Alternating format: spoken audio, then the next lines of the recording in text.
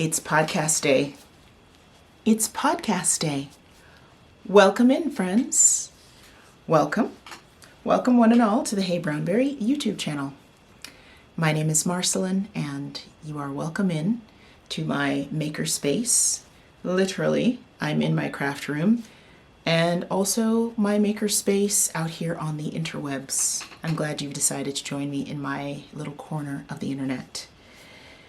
Today's episode is another short episode style catch-up. I like this format lately, and it has me ready and willing to share more often. So if you've been here for the last few episodes, I thank you for being part of that welcome back to this space.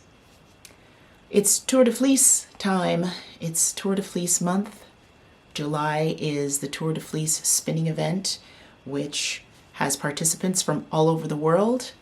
If you've clicked on this video, it's likely that you are part of the fiber community and have at least seen or heard about Tour de Fleece.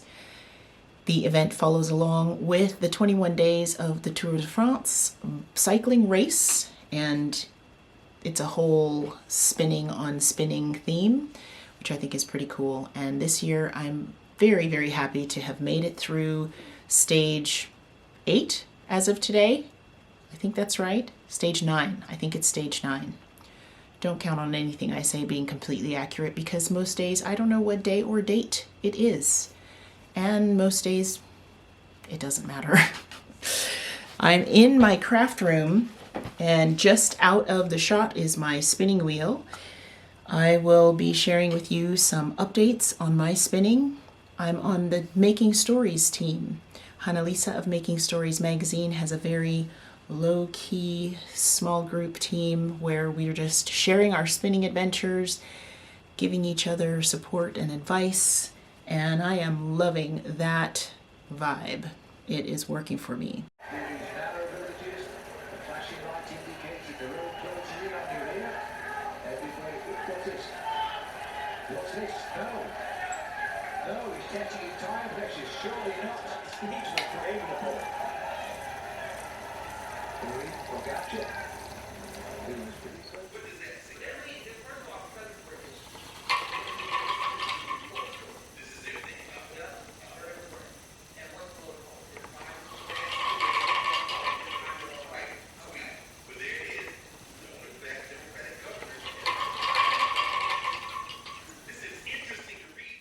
If you see me looking this way every now and then, it's because I'm sitting in front of a window in my craft room. It's my favorite space to spin. There's a lot of green in front of me, and I can just treadle away on the wheel and lose time, which is a gift. Catching up on my progress, spinning related, let's dive right into it. I have been spinning 2 projects, both of which are long-term projects. Normalize long-term making. They're long-term projects because each one is a 3-ply yarn, a traditional 3-ply, which means I need to spin 3 singles for each skein of yarn, and one of them is a spindle project. I started out spinning as a spindle spinner. I learned at a festival in North Carolina several years ago, and I started, like many of you out there who are beginning spinners, making lumpy, bumpy art yarn. And I have practiced and progressed, and I've even taught others how to spin, and reached the point where now I can spin much finer.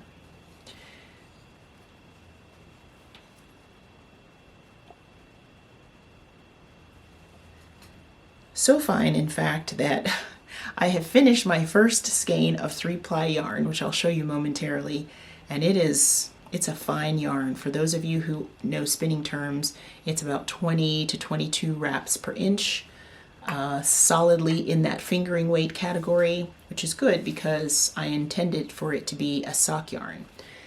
Having spun it up though, now the project that I will use it for is to be determined, which is pretty common because sometimes you don't know what the yarn wants to be until you actually officially meet that yarn. First, let's talk about the fiber. The fiber I used, I shared in my last video, but for those who are seeing this for the first time, I'm using a Marina Skua fiber, Skua blend. The colorway is Shepherd's Delight. It's coming up pretty high contrast on the camera right now. This is just part of the fiber. I've actually split it into 3 equally weighted little bumps. No, I guess these are not really called bumps. It's comb top, so just I've sectioned it out into 3 equally weighted amounts so that I can spin a single from each one and then ply them together. So I have the yarn here, and I will insert some video of it close up. You can see the different tones and shades in this yarn. In terms of color management, really my only goal was to get a full mix of the colors in this yarn. I really wanted all of the different shades and tones that Marina dyed to come through, and I feel like they have in this skein.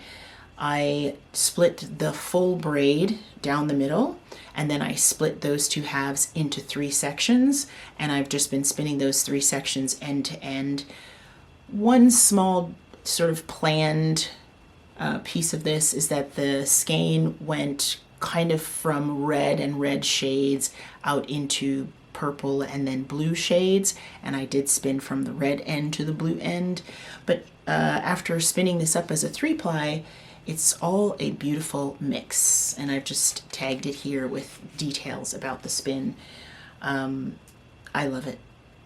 I should have started there. I absolutely love it. I love how it has turned out.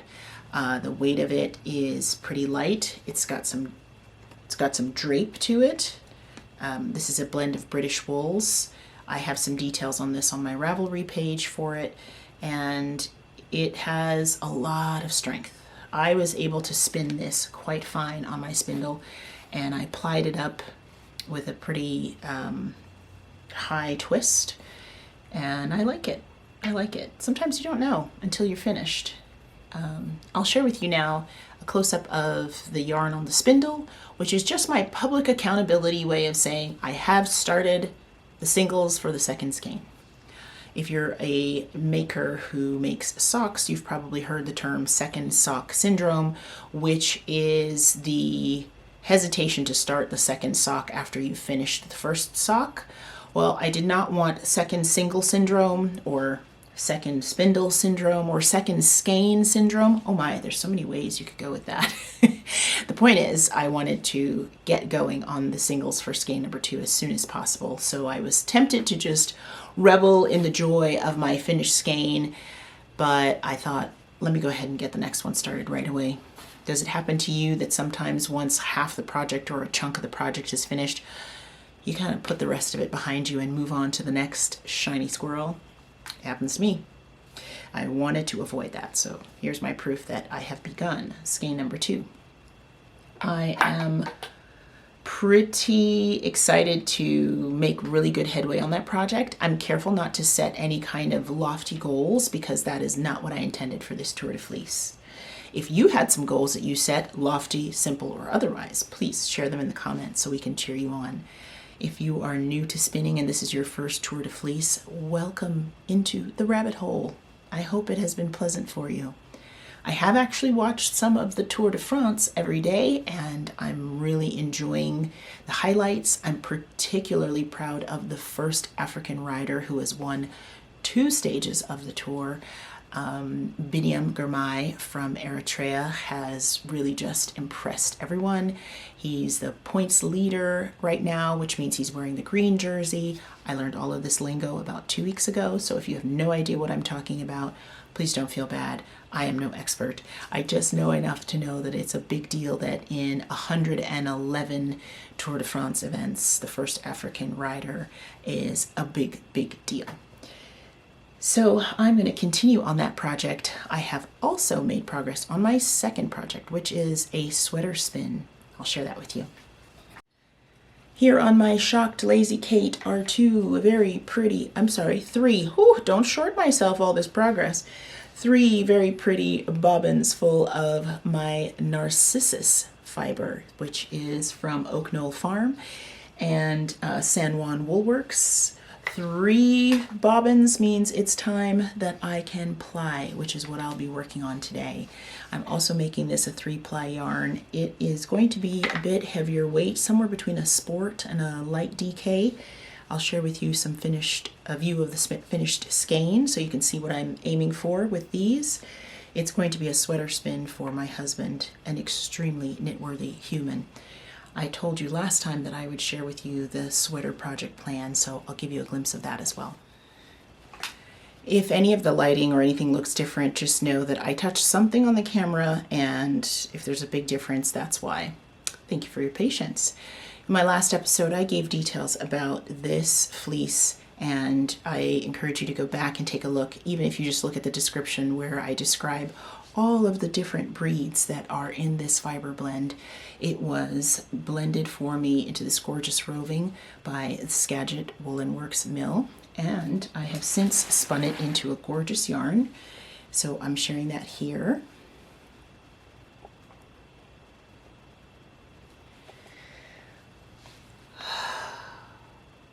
I'm very pleased with this. I am perfectly happy to spin this for the months and months that it will take me to get this sweater spin done. I have 2 skeins complete. The 3 bobbins that you just saw will make for skein 3, and I just keep spinning 1 ounce sections of it until I have 3 ounces. I actually am spinning 1.3-ish ounces so that I end up with 4 ounces in each skein, doing my best to spin them consistently. But as I tell most people when we chat about spinning, I really love how forgiving stitches can be once they are knit up in hand spun. So even if you have some unevenness throughout a skein, when you knit hand spun up into a project, you would be surprised at how beautifully the stitches just allow for all that variation and still make a beautiful fabric. What will I knit?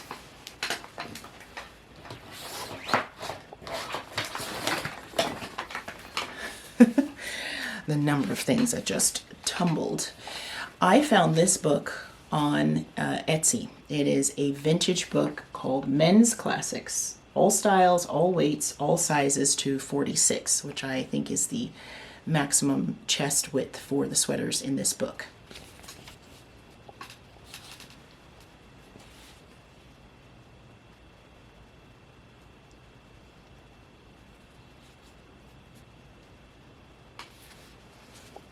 So those are the cover shots.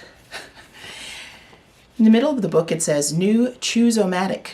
Helps you choose the style you want, in the weight you want, in the yarn you want. So there's kind of a recipe style set of directions so that you could choose a sweater style and work according to your gauge to achieve that sweater, which I love. This is a book that's part of Bear Brand different volumes. Oh, actually Bear Brand I think might be one of the yarn producers. I'm not sure, but there's a few different company names sort of listed here. And I've picked out a couple sweaters that I think would look really good on Drew, my husband. The first choice for my hand spun is this one.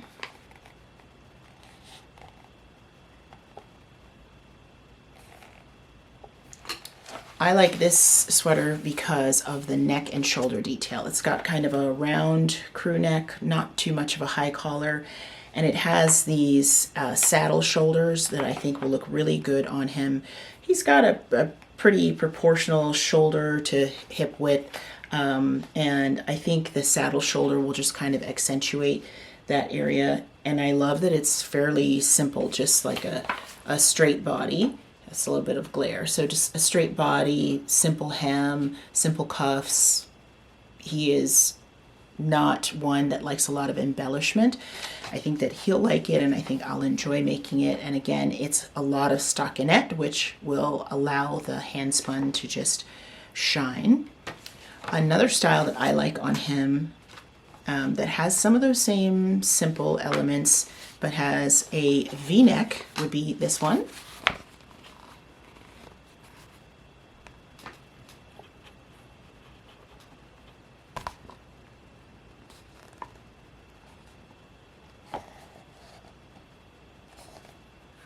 Again, very simple, very classic. I think it's a good name for the book, Men's Classics, in that this is not a trendy type style and he could wear it for a long time, and really for him the importance will be if it keeps him warm when he needs to be warm. I like the shoulders on this as well. This is more of a drop shoulder style, so not something distinct up here at the armhole, just a pretty simple drop shoulder style. I feel like this will be the right kind of simple stockinette knit that I'll be looking for closer to the time that I think I'll finish enough yarn, which would be maybe early winter and closer to the time that he might actually wear a sweater like this. If we travel, we'd have to travel. We live in Florida. This kind of sweater would be needed only a few days here, but we do love to travel. It's a joint kind of hobby interest of ours, and even if I wasn't able to finish it this winter, if I have the yarn ready in time for travel knitting, that would also be great. So that's the plan for now. Those two are the top two choices because I want to knit them. I think they would look good on him, and I think he would actually love them. He would honestly, whatever I make, he would wear it. That's part of what makes him knit worthy. But I think he would appreciate something that's his style, you know, that shows that I notice the kinds of clothes he likes to wear, and something that he feels like he could wear really often, that it wouldn't need to be for a special occasion or some specific outfit of any kind. It's just not really his thing.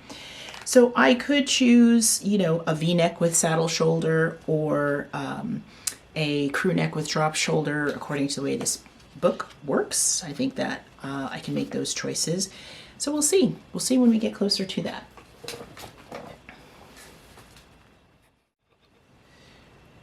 So we'll round out today's episode with some knit chat, and when I leave you, I'll go back to my spinning. It's getting a bit overcast, and I'm wondering if that means we're going to have some rain today, which would be excellent. I've put some plants in the ground recently, and if you do any kind of gardening, you know that what's happening in the sky suddenly becomes one of the things you care about the most. When last I shared my Ruegen top, we were almost there, but not quite. I hadn't yet started the seaming and finishing steps, and now I have. So if you've been here before and you've heard me use the phrase normalize long-term making, I think it allows me to encompass this kind of attitude in my making where something might take me a long time, which is really relative. I think handmaids take the time that they take, but it may take several days, several weeks. I may put things on pause like I did for the finishing of this top. I was just going full speed when I started it because the knitting was so enjoyable, the yarn was perfect, and I got just about done. And then when it came time to do the seaming, I put it aside. I started plotting out my Tour de Fleece projects, work things happened, and I put it aside. But I picked it up again because I'm on a long weekend break and it is the perfect time for finishing. So here is my Ruegen top, nearly finished.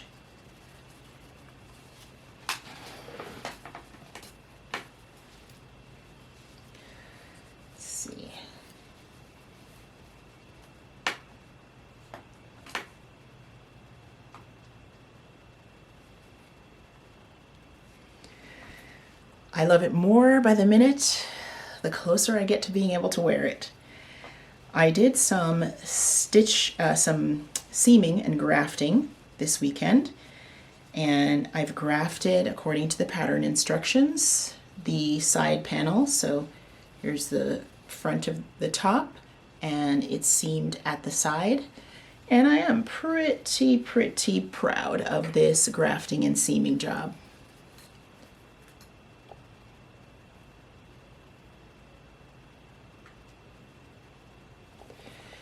All you can really tell are the short rows that happen in the garter stitch, which make this beautiful sort of A-line shape on the top. But seaming looks pretty good from the right side, if I do say so myself. And on the inside, you can see I used Kitchener stitch grafting.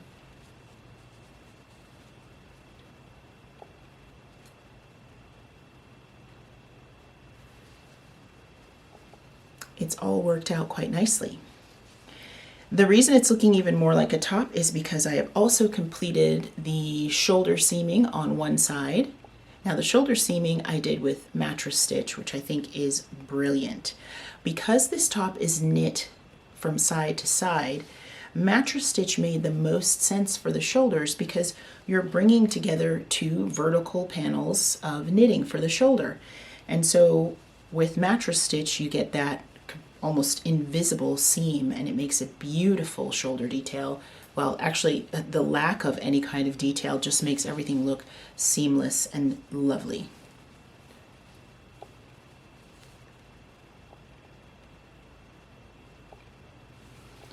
Very happy with that, and I think the mattress stitch is going to keep some really good structure. Here's the inside. So those stitches being brought together with a really strong seam is a great idea for the shoulder because the shoulder is going to take the weight of the top while I'm wearing it. So I've done a side seam, a shoulder seam, and I am partway through another shoulder seam. Finished? Not yet finished. I'm enjoying this part of the finishing process now that I'm in it. I took a while to get here, took my time, and that's okay. It's not a race. In fact, I will not be able to wear this very likely. I might be able to wear it on a plane trip coming up or something like that, but I won't be able to wear it a lot for a few months because it's a lovely Shetland wool Ramie silk blend, nice and warm, which is what I intended. But I'm enjoying the slow stitching mattress stitch, and I'm set up to do some I-cord to go around the neck edge and the armholes, which is also repetitive and can be done almost in a meditative way. It's fitting the bill right now. And I think that says to me, it occurs to me that I put this off and put it off for a little, and then some chaotic things happened work-wise. All is well, but in that time, I needed something to come to that was more steady, and the yarn will provide. So here we are with something a little bit more steadying and calming. Again, on one project, you can get so many beautiful moments. I'm grateful for that. All the information for this pattern will be in the description box, and I encourage you to support any of the makers that I talk about in this podcast because it means a lot to me to have my friends and my creative network represented in the things that I make. And so when I share them with you, I hope that you'll find something lovely and find ways to support them as well. So that one is sitting on the table in front of me when I am taking breaks from spinning, or I am just looking for another kind of stimuli or stimulus. When I'm looking for something else to get into, the seaming and finishing on this is really can come in handy. That is all I have to share this time around, my friends. It's a joy to be here with you. It really is. I have mentioned a bit of change happening, and I like to do the things that center and help to ground me. When things are swirling, I don't always grab on to those grounding things right away. It's just the way it is. Sometimes you remember your coping mechanisms and sometimes you don't. So for the times that I do remember what kind of brings me back to who I am and makes me feel full, I'm glad for it, and it's nice that you can be here so that I can share that with you. I hope you're finding some of that too, if that's what you need right now. I will see you again right back here next time. Thanks for being here this time. See you. Bye-bye.